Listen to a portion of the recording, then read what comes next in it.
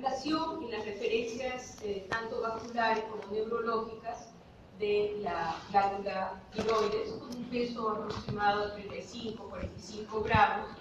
Como ustedes ven, la referencia del cartílago cricoide que se pone como punto de referencia, la tráquea y la región posterior, que debe ser un elemento movible cuando no haya tumoraciones que puedan estar abrazándola y ya tener entonces una inducción de un diagnóstico secundario de una tumoración.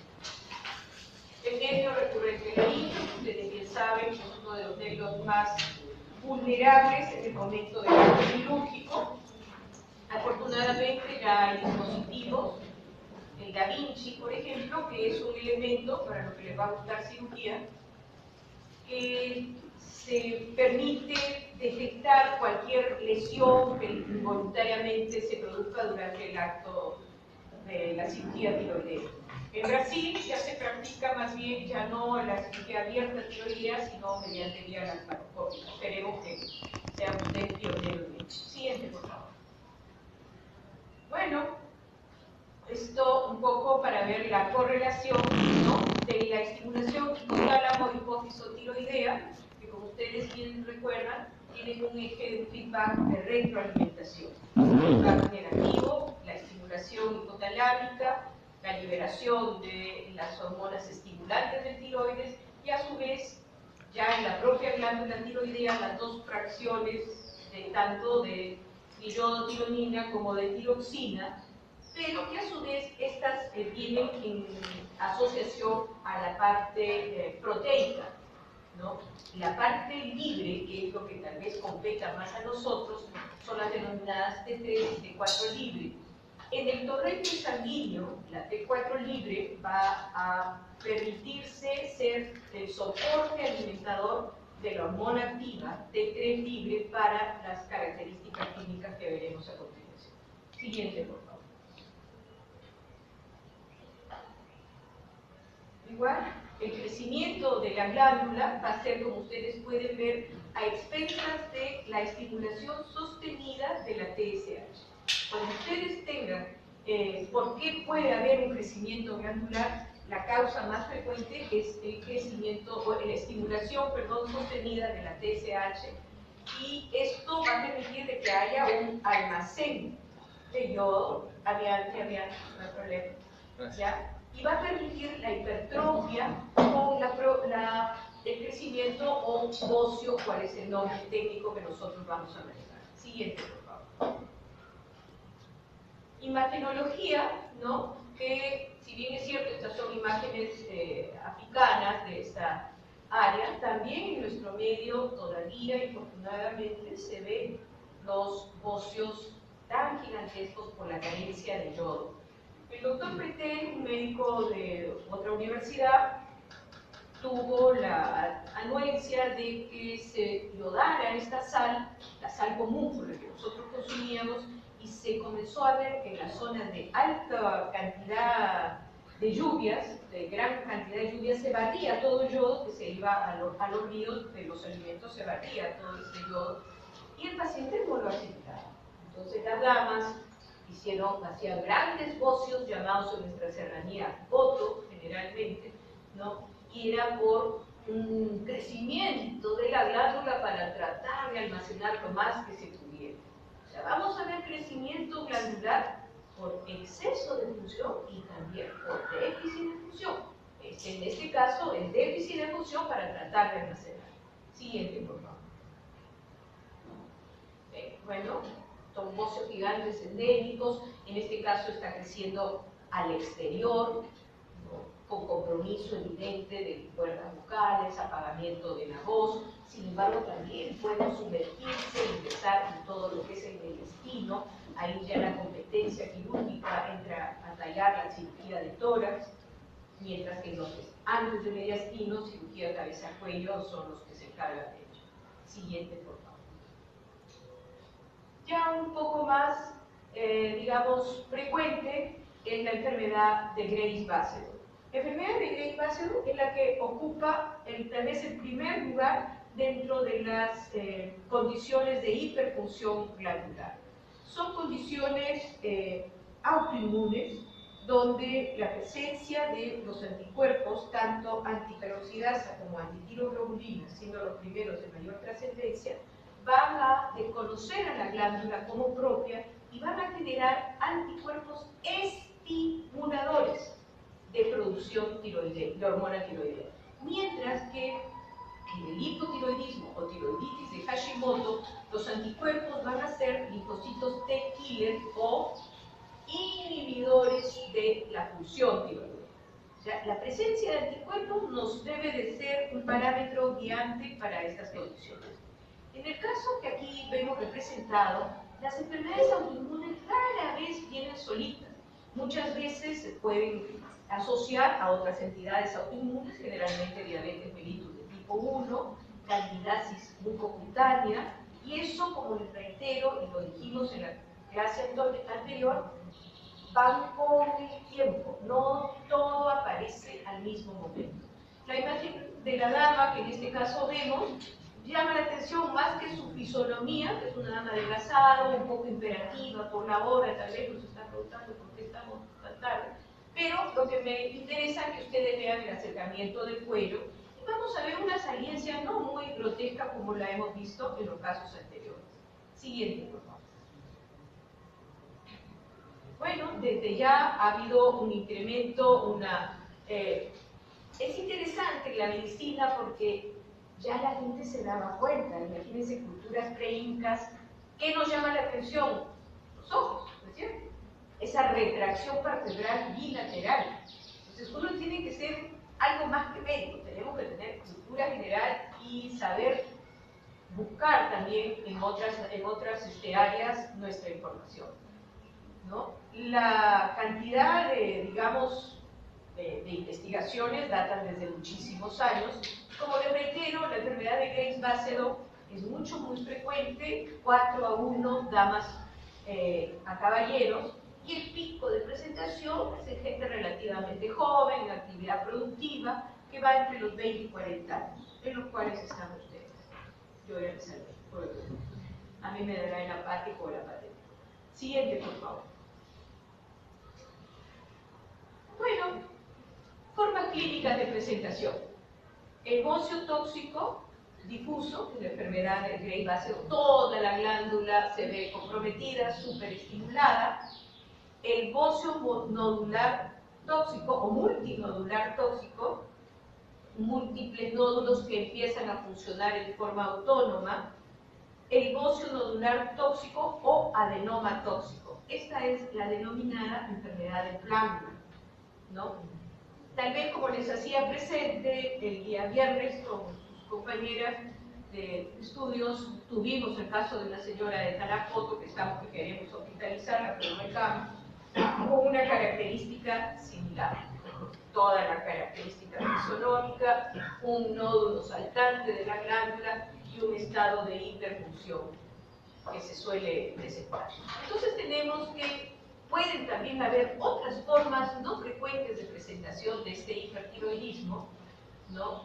Que pueden ser secundarias a otros aspectos que nos vamos a dar también por informados, como puede ser el caso de una tiroiditis subaguda, generalmente producida ya no por un factor infeccioso como las tiroiditis agudas, sino puede ser por un virus, en este caso el virus de Epstein-Barr, Coxsackie virus, etc. Y dar síntomas transitorios y temporales de hiperfunción, puede haber un periodo de reminiscencia y en algunos casos involuciona a la hipofunción glandular.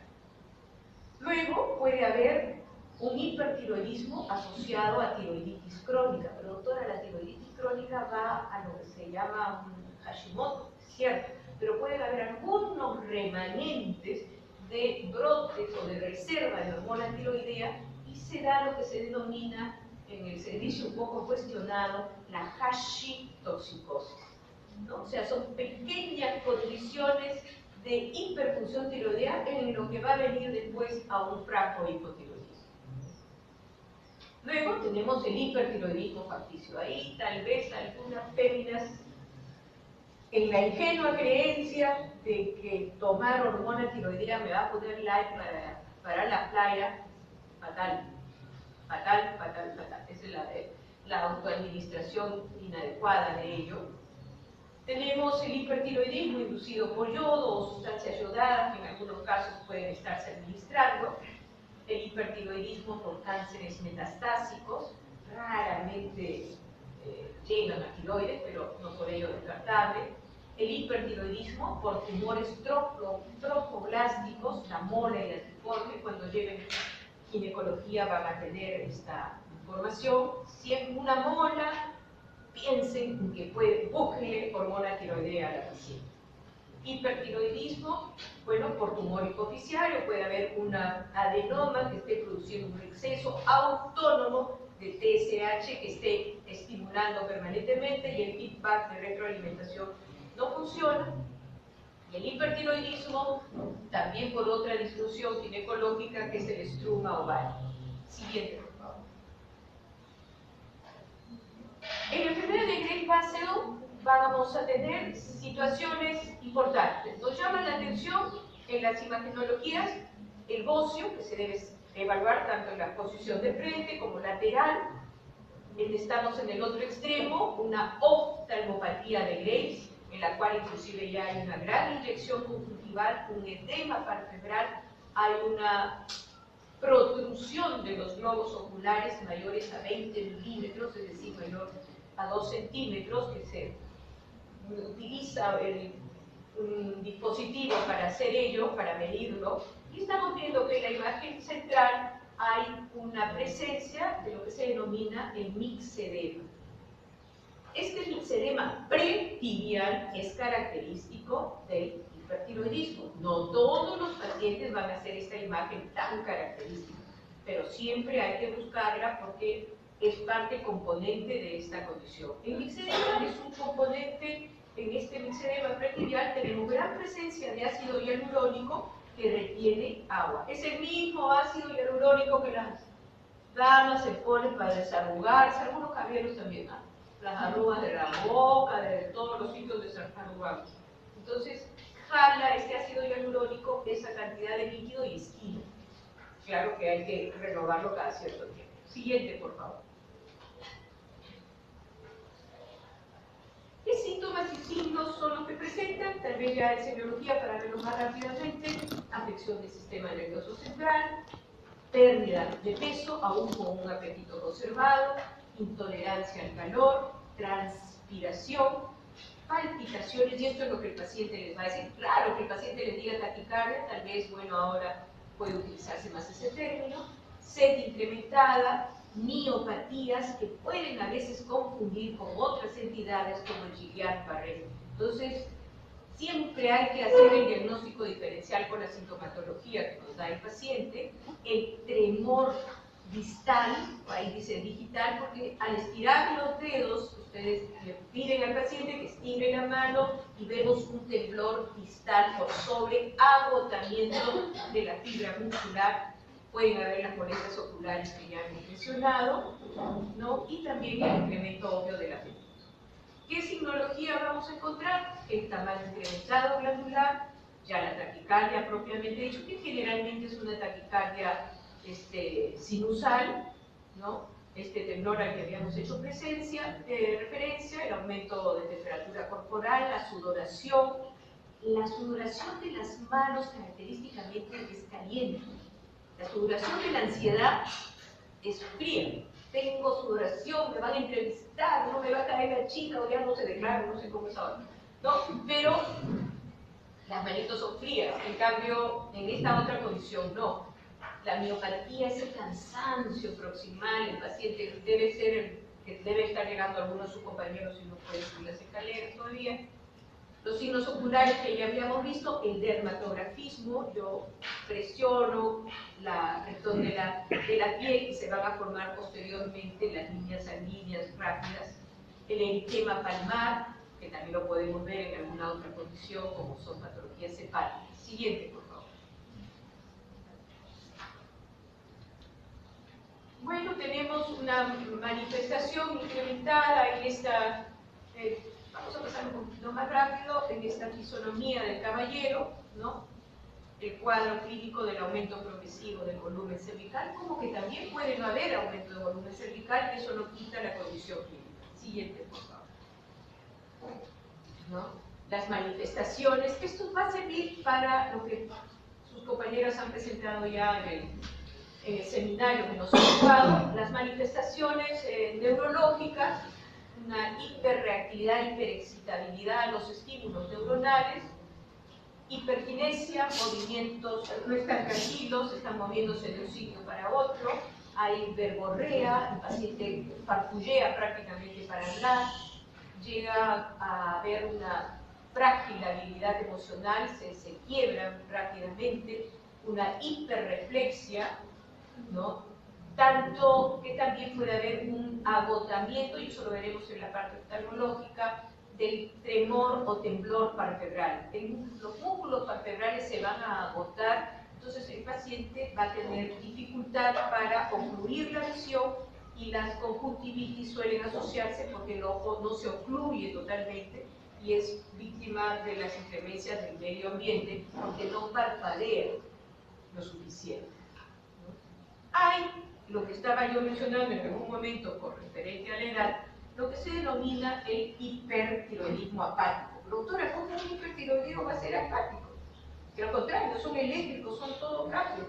Generalmente nos da a las personas mayores, donde presentamos, por favor, sin música de fondo, donde nos da una manifestación predominantemente de tipo cardiovascular, pueden haber bloqueo de rama en estos casos, y la característica es que el paciente suele presentar un bocio nodular. Pero en una persona que más bien está depresiva, senil, con taquicardia, busque dosaje de hormonas tiroideas. Siguiente, por favor. Las manifestaciones a nivel de las uñas, hay la paronitia, ¿no? El esfacelamiento de las uñas a nivel distal, en este caso se ha presentado también con la aparición de honguitos, que es característica de la enfermedad de Graves. Siguiente, por favor. La imagenología a nivel de la gammagrafía, que sigue siendo un elemento importante. Afortunadamente cada vez más se utiliza el tecnesio 99 para realizar este examen. Antes era el yodo 131 y se ha visto que es mejor evitarlo, se utiliza de preferencia en niños, y ustedes ven la hipercaptación, en este caso asimétrica, del bocio, que corresponde al incremento también asimétrico de la glándula de la paciente. Siguiente, por favor. Bueno, como le hemos reiterado, las manifestaciones cardiovasculares, ¿no? Y estas manifestaciones cardiovasculares pueden ir hasta la insuficiencia cardíaca congestiva, que puede ser el preámbulo de una tormenta tiroidea. Siguiente, por favor. Como les reiteraba, el sistema musculoesquelético se pueden manifestar en forma característica, y hay lo que se denomina la parálisis periódica familiar. Generalmente en grupos familiares que pueden presentar esto, hay que hacer, como les reitero, la disquisición o la diferenciación con la enfermedad de Guillain-Barré, donde la parálisis es proximal y el paciente, por la gran cantidad de salida de potasio del intracelular al extracelular, no hay una buena coordinación de las miofibrillas, que el paciente tiene dificultad proximal para deambular. Entonces puede confundirse con un síndrome de Guillain-Barré. En emergencia han llegado pacientes apoyados en las manos de sus familiares y han pensado que es un Guillain-Barré, pero hay que ver la parte cervical y pensar en el diagnóstico diferencial, y esto puede estar ocurriendo. Siguiente, por favor. Como les reitero, la presencia esta del ixedema pretibial, la unicolisis, que ya la vimos. Siguiente. En el aparato digestivo, lo que vamos a entender por qué es que pierde peso, porque se incrementa el peristaltismo intestinal, el síndrome absortivo es malo, no se absorbe, hay una hiperevacuación, o sea, se puede evacuar varias veces al día sin una absorción de los nutrientes a los niveles del intestino delgado. Puede en las damas presentarse hipo, oligo o amenorrea, ¿no? no va a tener una imposibilidad esta dama digamos, de embarazarse, puede ser un punto de quiebre. Sin embargo, si se embaraza, curiosamente, el hipertiroidismo mejora. ¿Y por qué mejora? Porque las proteínas ligadas a las hormonas sexuales van a englobar a el excedente de hormona tiroidea. Entonces va a haber una disminución sanguínea de las hormonas tiroideas libres por estas proteínas ligantes sexuales durante todo el embarazo. Y el paciente se siente mejor, inclusive puede ya prescindir de las terapias, ¿no? Pero eso sí, una vez que la paciente da a luz, se pierde toda esta característica y la paciente puede retornar a una condición tanto severa o más severa de la que tuvo anteriormente. Entonces, eso es importante, por favor, que se sepa. ¿Ya? Siguiente, por favor. ¿Qué es lo que llama la atención acá? Esta es una dama, bueno, gestante de 38 semanas, tiempo en el que estamos observando una asimetría facial, una seborrea facial también, hay incremento, una hiperclinia de las glándulas sebáceas, y el ojito está desviado hacia un lado, no en forma bilateral, hay un edema bilateral sí de ambos párpados. Siguiente, por favor. Otra semiología intraocular, que es lo que vamos viendo, la mirada patética, la mirada rígida. ¿Por qué es esto? Porque los músculos oculares se inflaman. Hay lo que se denomina la miositis de estos músculos oculares. La misma grasa retroorbitaria sufre un proceso de inflamación que tiende a hacer que se protruya el globo ocular y dar este tipo de manifestaciones. Infortunadamente, ya la parte de abajo va a ser algo que inmovilice el globo ocular, no se pueda cubrir y las infecciones e inflamaciones sean mucho más frecuentes. No siempre van a ser de tipo simétrico, pueden ser asimétricas, como vemos en la imagenología del medio, donde los movimientos oculares pueden estar siendo alterados y la diplopia, tanto vertical como horizontal, se ve comprometida. Siguiente, por favor. ¿Ya? Bueno, acá a la pobre Lisa me la han puesto en la oftalmos, que es esa, digamos, excursión de los párpados inferiores por la gran retracción palpebral que puede tener la quemosis que hemos estado viendo a nivel de las escleras, ¿no? Obviamente la fotofobia es un factor importante. Siguiente, por favor. Más de 20 milímetros, acuérdense, ya es exoftálmico. Otra cosa es oftalmopatía. Es preferible no irse de muelas y decir, ¿tiene exoftalmos? No, preferible que digan, tiene oftalmopatía porque se aprecia retracción palpebral. Porque si no le decir, ¿cuánto mide? ¿Ya lo midió usted? No, entonces no habla. Así es. Vamos a ver entonces acá, ante toda esta sintomatología, ¿qué tenemos que hacer? Tenemos que atacar por varios frentes. Uno, se tiene que atacar por el órgano productor de hormonas tiroideas. Vamos a dar estos bloqueadores de la organificación de yodo con drogas antitiroideas en el mercado nacional, Equidosol, Tapasol, Quiamazol, que son los más conocidos. Generalmente se utiliza dosis que pueden ir de los 30, 35, 40 miligramos por día, casi siempre mejormente repartidos cada 8 horas. O sea, puedo repartir 10, 10, 10. ¿Por qué? Porque el metabolismo es tan rápido que ya pasan las horas y ya no hay hormona, no hay antitiroideo en el torrente sanguíneo. Entonces es mejor hacer el reparto en este periodo de tiempo. Sin embargo, también es importante que tengamos en cuenta que estos fármacos pueden tener hepatotoxicidad. Puede haber también reacción adversa medicamentosa con leucopenia.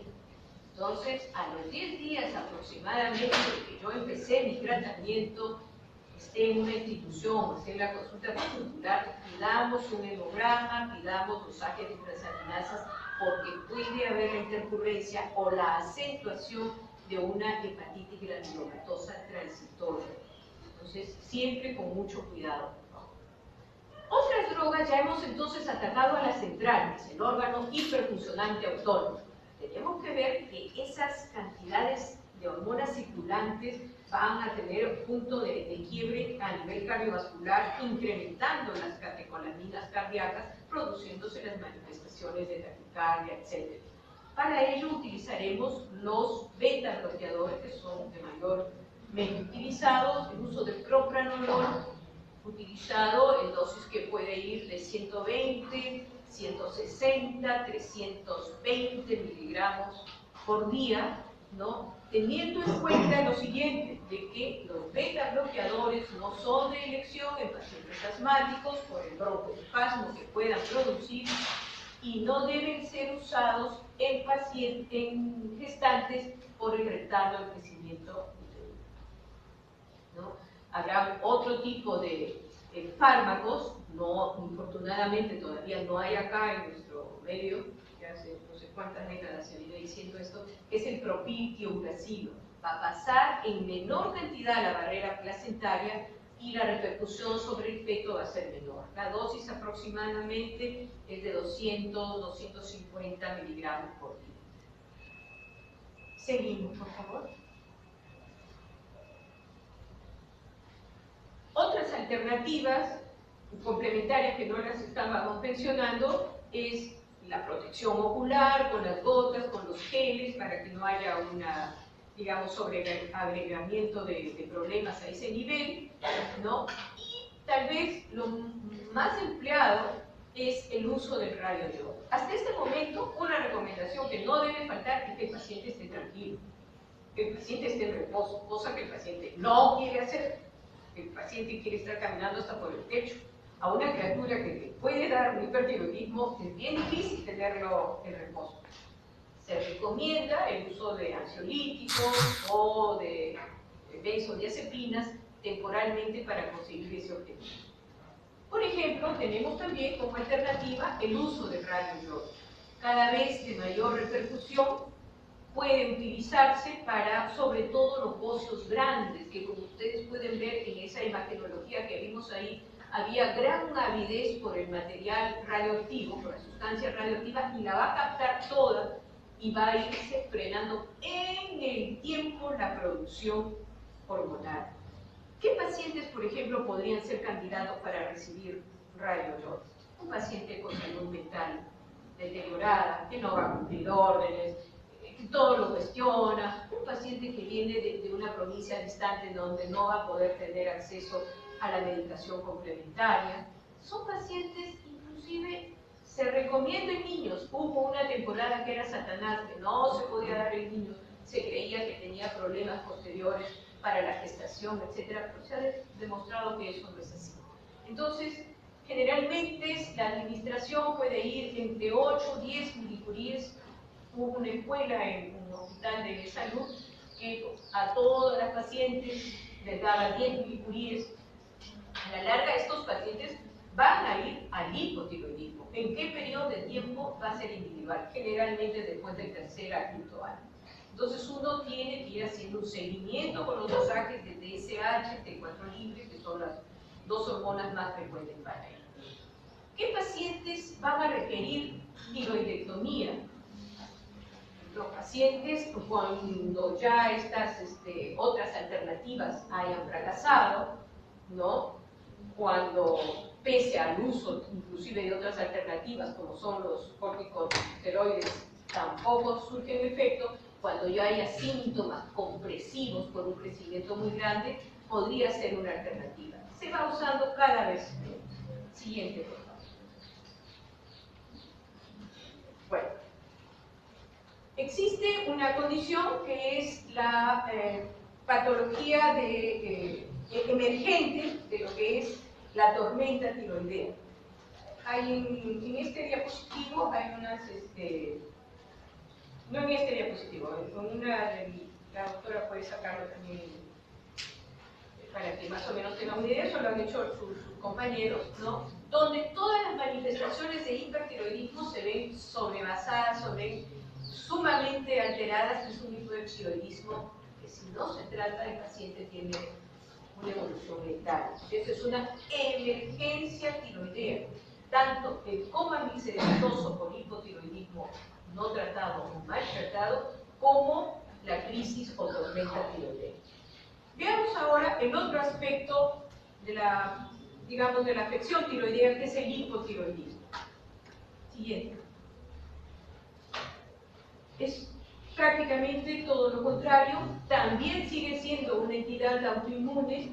Esta entidad autoinmune, más bien, como les reitero, los anticuerpos, los linfocitos T killer que van a ir destruyendo progresivamente la glándula tiroidea a lo largo del tiempo. Es de sospechosa diagnóstico, no se hace un diagnóstico tan fácil como pudiese pensarse en un paciente hipertiroideo. Un paciente, por ejemplo, que está afectado con un cuadro de depresión pese a que recibe tratamiento y no sale, piensen ustedes que a lo mejor la glándula tiroidea no está funcionando del todo.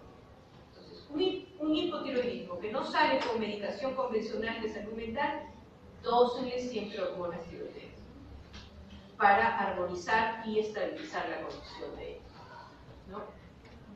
Siguiente, por favor. La imagenología más bien es de pacientes apáticos, desinteresados, con una facies pajiza, la carita otavada, insuflada por este mixedema que se puede ver. Ustedes pueden ver la anterioridad antes y el después, ¿no? Es una apatía, una situación, estoy mal, no me cuenta, la voz ronca, la macroglosia, ¿no? Etc. Siguiente, por favor. La hipotermia. Como dice la diapositiva, es de inicio insidioso, pueden durar muchos años para darnos cuenta, ¿no? Reitero la condición de autoinmunidad. Siguiente, por favor. Nuevamente, para reiterar, si a alguien le gustó la foto, no sea, me parecerá especial.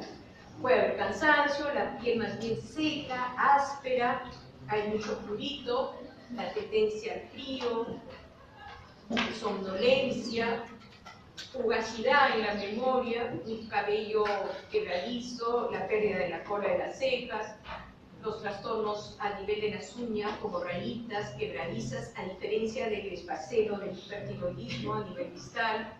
Los movimientos intestinales también más lentos, por lo tanto el estreñimiento puede acompañarse. Puede haber amenorrea, el aumento de peso, que muchas damas creen que aumentan de peso porque son hipotiroideas o porque pueden tener hipotiroidismo. No es por grasa, es por retención de líquidos del mixedema.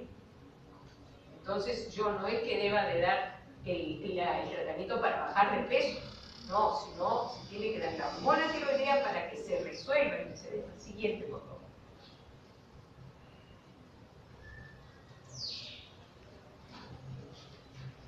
Mala pasada, ¿no? Bueno, Dios mío, perdón chicos, un relax. Ay, está medio... Así es, bueno, como les reiteraba, ¿no? Los aspectos característicos, vamos a ver el examen de cuello, generalmente puede o no palparse bozo. Pero doctora, si la TSH está aumentada, ¿podría crecer la glándula? Es lo más frecuente que podría estar aumentada la glándula. Puede estar aumentada o puede no estar aumentada. Siguiente, por favor. Más que nada, estas son imagenologías. Qué pena que estén mal. Siguiente, por favor. La expresión del paciente es lo que más interesa. Creo que está muy bien.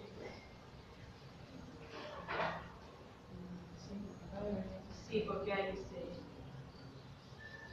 ayer cuando hemos ido a contestar una interconsulta, bueno, hay una paciente que es muy similar a la señora, pero por otra patología que le hemos visto, la interconsulta, ¿no? Pero ustedes ven que es lo que llama ahí la atención, las facies, el edema, la inexpresividad de la misma. Siguiente, por favor, todo ese mixedema, el coma mixedematoso. Desgraciadamente, el paciente muere porque se encharca, hay una insuficiencia cardíaca congestiva, hay una hipotermia refractaria por debajo de 34 grados, Ya el paciente difícilmente, que por más que se le pongan las cubiertas, etcétera, pueda revertir. Tuvimos en el grupo de rotación anterior el infortunio de encontrar a una jovencita de 20 años con un hipotiroidismo severo en la unidad de cuidados intensivos, y esta chica había sido desarticulada del miembro inferior en toda la cadera a los 20 años por una lesión dérmica, pero parece ser de que no habían advertido de que era un hipotiroidismo congénito. Esta muchacha, con niveles de más de 130 y tantos de TSH y menos de 0.26 de hormona tiroidea T4 libre, estaba pues en una condición bastante precaria, además del cuadro séptico que tenía, ¿no? Que encima era multidrogo resistente, o sea, una condición bastante infeliz, con una criaturita de 3 años, que no sé cómo, con un hipotiroidismo congénito haya podido conseguir. Todo es posible. Bueno, esta dama también, infortunadamente, pues tiene un éxito letal, fallece, como les digo, por insuficiencia cardíaca, se encharcan en la propia agua porque no pueden movilizar el riñón, no tiene capacidad para excretar la cantidad de líquido que se requiere gracias al linfedema, que es como un gel que absorbe gran cantidad de líquido. Siguiente, por favor. ¿Quiere salir por el mundo?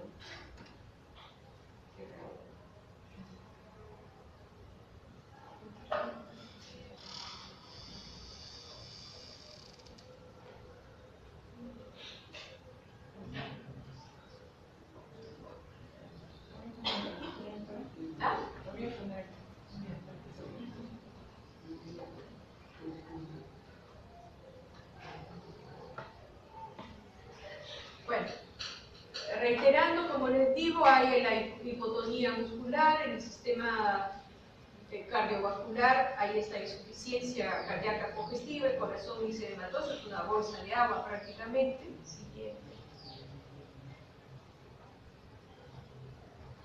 Igualmente, en lo que habíamos mencionado, en la condición reproductora en la dama pueden haber episodios de hipermenorrea con manifestaciones de periodos menstruales de pequeña cantidad, pero muy prolongados, y ahí viene lo sobreagregado de las anemias en este grupo de pacientes. En los varones, como les reitero, el estado depresivo puede también manifestarse como disfunción eréctil, que puede tener alguna correlación por la inhibición de la libido que suele presentarse. Siguiente, por favor. Bueno, acá tenemos otra condicionante que es más bien lo que se denomina el hipotiroidismo congénito.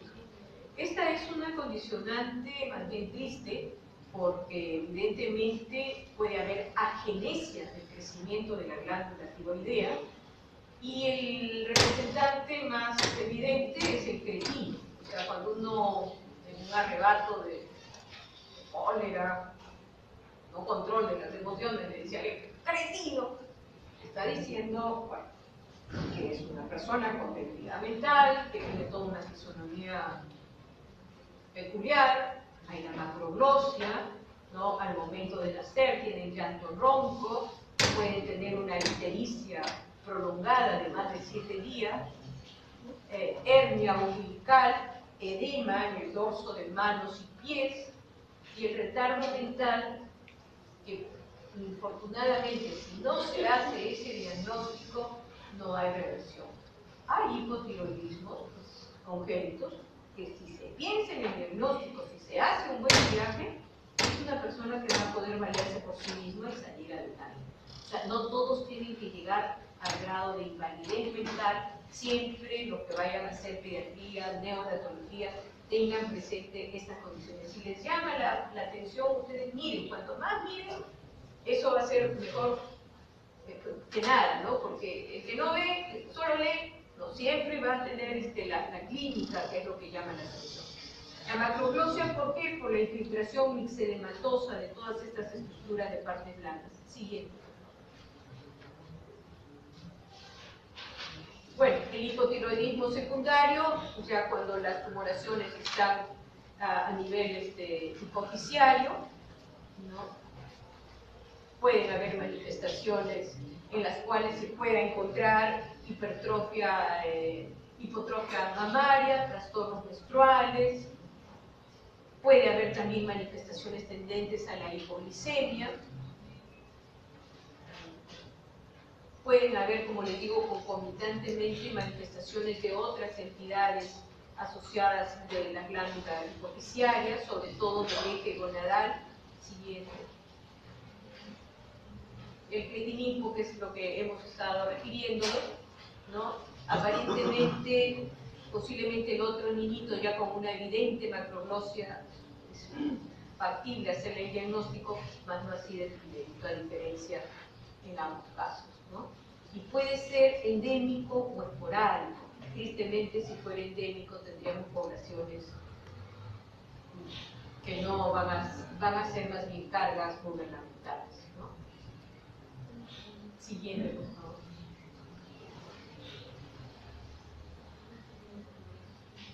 Bueno, estas manifestaciones de hipotonía, de talla corta, me salvé por algunos centímetros, ¿no?